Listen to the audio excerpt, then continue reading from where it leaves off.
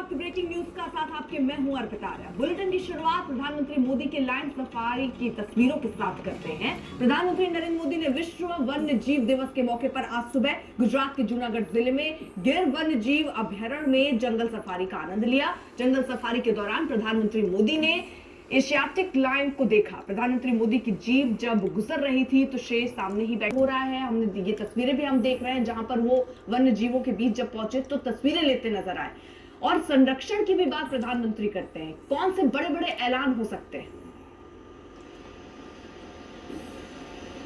देखिए, प्रधानमंत्री ने खुद अपने सोशल मीडिया हैंडल पे पोस्ट की है। उसमें लिखा हुआ है कि वन्य जीव अभ्यारण्य के मुख्यालय सांसद गिर में प्रधानमंत्री राष्ट्रीय वन्य जीव बोर्ड की 7वीं बैठक की अध्यक्षता भी कर रहे हैं। लेकिन इस बीच आपको बता दें, बड़ी खबर है हरियाणा से आ रही है। हरियाणा के हिमानी हत्याकांड की रोहतक में कांग्रेस कार्यकर्ता हिमानी नरवाल मर्डर केस की गुत्थी सुलझती नजर आ रही है। पुलिस ने हत्याकांड में दिल्ली से पहले गिरफ्तारी की। सूत्रों के मुताबिक गिरफ्तार आरोपी बहादुर का रहने वाला है। पुलिस दोपहर 3 बजे प्रेस कॉन्फ्रेंस करके हत्याकांड पर नए खुलासे करेगी। शनिवार को सुबह रोहतक के साफला बस स्टैंड के पास हिमानी का शव सूटकेस में मिला था। आज तक को इस हत्याकांड की जांच से जुड़ी बड़ी खबर मिली है। सूत्रों के मुताबिक हिमानी की हत्या उसके ही घर में की गई। जिस सूटकेस में हिमानी की लाश मिली थी वो सूटकेस भी हिमानी के घर का ही था। हत्यारा हिमानी का जानकार बताया जा रहा है। जानकारी के मुताबिक आरोपी हिमानी के साथ रिलेशनशिप में था। पूरा मामला ब्लैकमेलिंग का अभी तक प्राथमिक दृश्य नजर आ रहा है और हिमानी का प्रेमी ही हत्यारा बताया जा रहा है। अरविंद ओझा हमारे साथ सहयोगी इस वक्त जुड़ चुके हैं। अरविंद, यूं तो 12 बजे होनी थी प्रेस कॉन्फ्रेंस, लेकिन इसे अब 3 बजे के लिए किया गया है। क्या ऐसा हाथ लगा कि प्रेस कॉन्फ्रेंस थोड़ी आगे किसकी? देखिए, 3 बजे 12 बजे पहले प्रेस कॉन्फ्रेंस होनी थी, लेकिन अब वो 3 बजे हुई है।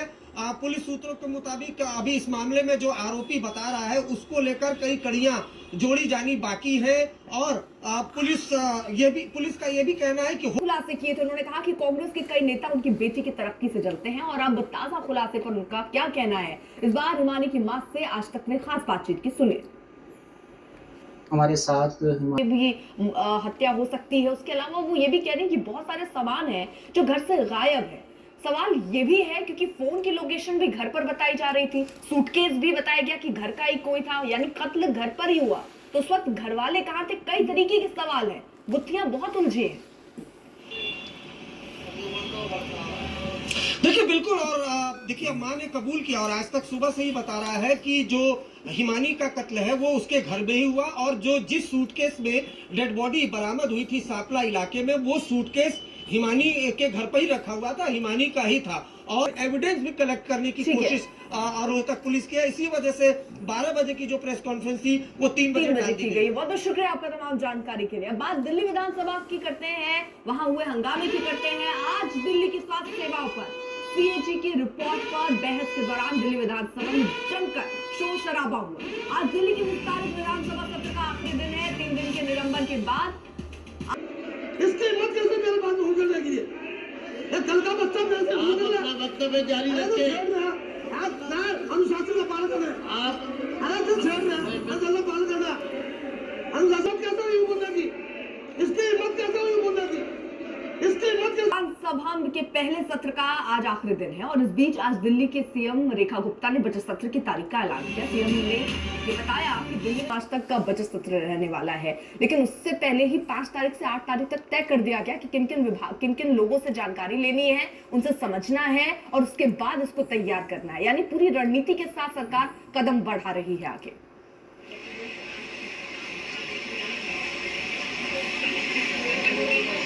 बिल्कुल अर्पिता, और साफ तौर पर यह लगता है कि जिस तरीके से सरकार भी कर लेते हैं। आज बिहार की मौजूदा नीतीश कुमार सरकार का आखिरी बजट है। बिहार में चुनावी साल वित्त मंत्री सम्राट चौधरी दोपहर 2 बजे मौजूदा सरकार का आखिरी बजट पेश करेंगे। चुनावी सालों को देखते हुए युवाओं, महिलाओं और किसानों के लिए सौगात का ऐलान हो सकता है। चुनावी साल में नीतीश सरकार क्या बड़े ऐलान करती है? बिहार से पलायन, स्कूलों में ड्रॉप आउट और बेरोजगारी बड़ी समस्या है। सरकार को बजट में इन मुद्दों पर जवाब ब्रेक का है। देखते रहिए आज तक। बीजेपी ने कहा कि बीएसपी का कोई विचार नहीं है। आप देखते रहिए आज तक। आज तक देख रहे हैं आप, साथ आपकी मैं हूं अर्पिता आर्या। शुरुआत बड़ी खबर के साथ करेंगे। लगातार विरोध प्रदर्शन, हंगामेदार सत्र देखा जा रहा है। विपक्ष लगातार हंगामा कर रहा है। दिल्ली में भी देखिए किस तरह से आम आदमी दिखाते हुए नजर आ रही है। 21 सत्र नहीं चलेगा तो नुकसान हमारा ही है। आज You हम are बात कर so रहे हैं देश में right. सांप्रदायिक चर्चाओं की भी, क्योंकि रमजान Yes, महीना citizens, अब शुरू ही हुआ है। journalists. देश के अलग अलग हिस्सों में तरह तरह के विवाद नजर आने लगे हैं। यूपी के मथुरा में हिंदुवादी संगठनों ने होली के मथुरा में शुरू हुआ है, जहां कथित तौर पर खुद को हिंदुवादी संगठन कहने वाले धर्म रक्षा संघ ने मांग की है कि होली के त्योहार के किसी भी कार्यक्रम में मुसलमानों को शामिल नहीं किया जाना चाहिए।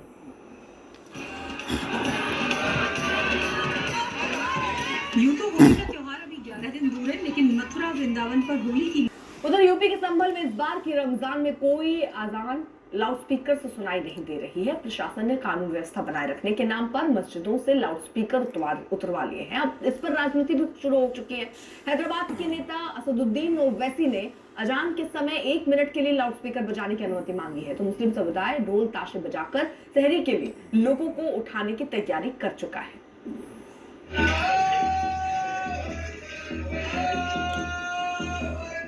बंदी सख्ती से लागू की गई है। इसे लेकर उत्तर प्रदेश में राजनीतिक विरोध भी शुरू हो चुका है। राजनीतिक दल इसे सांप्रदायिक दमन वाला फैसला बता रहे हैं। वहीं सरकार के मंत्री संजय निषाद भी इसे ध्वनि प्रदूषण रोकने की दिशा में अदालत के आदेश का पालन करार दे रहे हैं।